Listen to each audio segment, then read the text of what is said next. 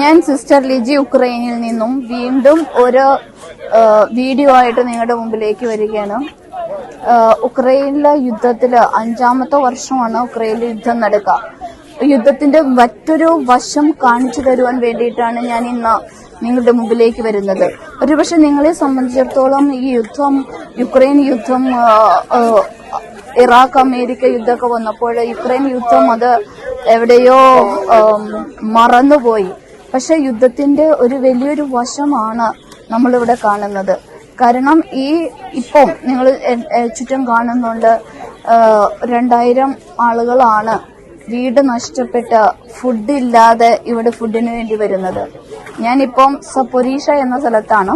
സപ്പൊരീഷയില് അത് റഷ്യ ബോർഡറിൽ നിന്നും 15 കിലോമീറ്റർ ദൂരെ മാത്രമുള്ള ഒരു സ്ഥലമാണ് സപ്പൊരീഷ. ഞാൻ ചില ന്യൂസുകളിലൊക്കെ കണ്ടിരുന്നു റഷ്യ സപ്പൊരീഷ പിടിച്ചെടുത്തു എന്ന്.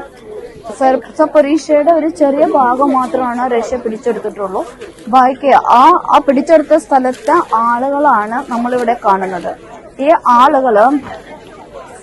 ആളുകൾ അവർക്ക് സ്വന്തമായിട്ട് വീട്, നമുക്കറിയാം ഒരു വീട് പണിതെടുക്കാനായിട്ട് എന്തുമാത്രം ബുദ്ധിമുട്ടുണ്ടെന്ന്.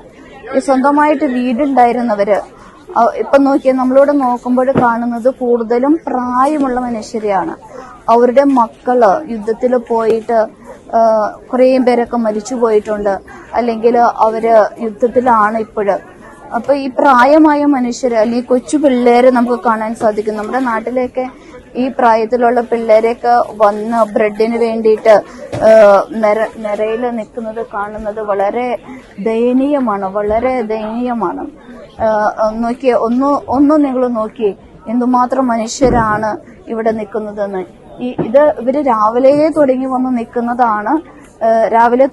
നിൽക്കുന്നതാണ് ഈ ബ്രെഡിന് വേണ്ടിയിട്ട്. ഇവരൊക്കെ ഒരു ബ്രെഡും പിന്നെ കൺസർവ്, മീന്റെ കൺസർവ്, ഇതാണ് ഇവരുടെ ഭക്ഷണം. എല്ലാ ദിവസവും രാവിലെ ഇവരിങ്ങനെ വന്ന് നിരയിൽ നിൽക്കും. ഒരു 2000-ഓളം ആളുകളുണ്ട് ഈ നിരയിൽ നിൽക്കാനായിട്ട്. അവർക്ക് ലഭിക്കുന്നത് നോക്കി ഒരു ബ്രെഡ് പിന്നെ ഒരു കൺസർവ്, ഇത് മാത്രമാണ് ഇവരുടെ ഭക്ഷണം. ഇതിപ്പോ തുടങ്ങിയിട്ട് 5 വർഷമായി. എനിക്ക് മനസ്സിലാവാത്തൊരു കാര്യം, ഇത്രയും യുക്രൈൻകാര് സഫർ ചെയ്യുമ്പോഴും പലപ്പോഴും ഞാൻ കേൾക്കുന്നുണ്ട് എന്തുകൊണ്ട് യുക്രൈന് യുദ്ധം നിർത്തിക്കൂടാ എന്ന്. യുക്രൈൻ എങ്ങനെയാണ് യുദ്ധം നിർത്തുക? ഇവിടെ വരുന്നവര് നോക്കിയേ, കാലില്ലാത്തവര്, എല്ലാം നഷ്ടപ്പെട്ടവര്, വീട് നഷ്ടപ്പെട്ടവര്, മക്കളെ നഷ്ടപ്പെട്ടവര്, എത്ര ദയനീയമാണെന്ന് നോക്കിയേ. നമ്മുടെ നാട്ടിലേക്ക് ഇങ്ങനെ ഈ ഭക്ഷണത്തിന് വേണ്ടിയിട്ടൊന്നും നിരയിൽ നിൽക്കുക.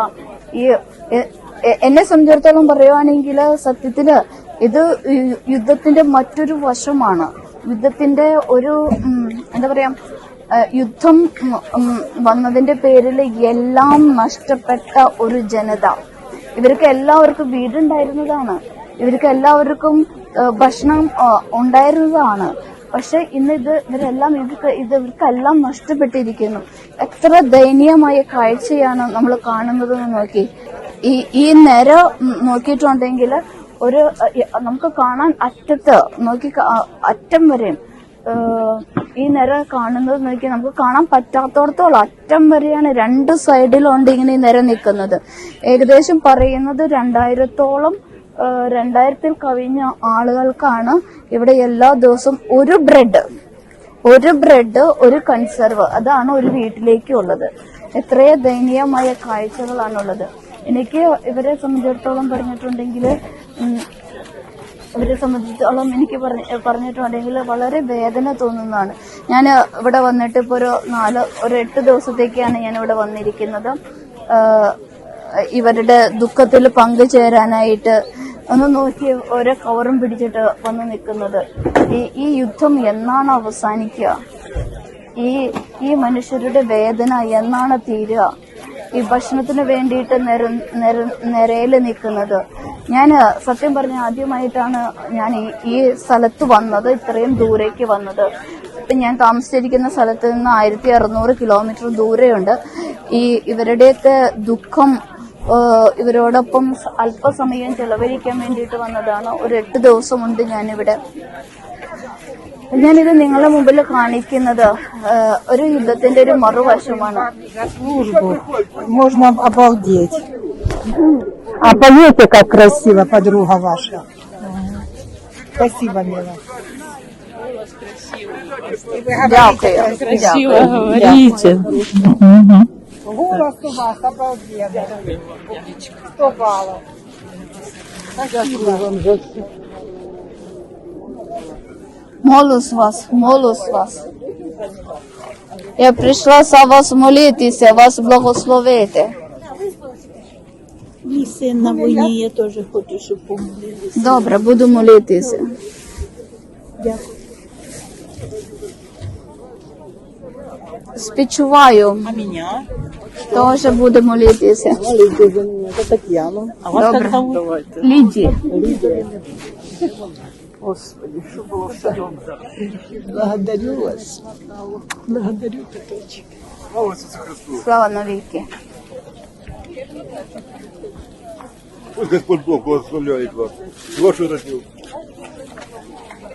Щасливий, коли ви будете в'їжджати. Четвер до Дніпро. Щасливої дороги, привіт передавайте. Добре. ഇത്ര വേദനയുടെ ഇടയിലും ഇവര് ചിരിക്കുന്നത് കാണുമ്പോൾ എനിക്ക് കാരണം ഇവര് ഇത്രയും സഫർ ചെയ്ത് നോക്കിയാ ആണുങ്ങളും പെണ്ണുങ്ങളും വ്യത്യാസവും ഇല്ലാതെ ഭക്ഷണത്തിന് വേണ്ടിയിട്ട് അവര് നിൽക്കുന്നത് നോക്കി. ഒരു ബ്രെഡിന് വേണ്ടിയിട്ടാണ് അവർ നിൽക്കുന്നത്. ഒരു ബ്രെഡ്, അധികം സാധനങ്ങളൊന്നും അവർക്ക് കിട്ടാനില്ല. ഒരു ബ്രെഡ്, ഒരു ദിവസത്തെ ഇവരുടെ ഒരു ഫുഡാണ് ഒരു ബ്രെഡും ഒരു കൺസർവും.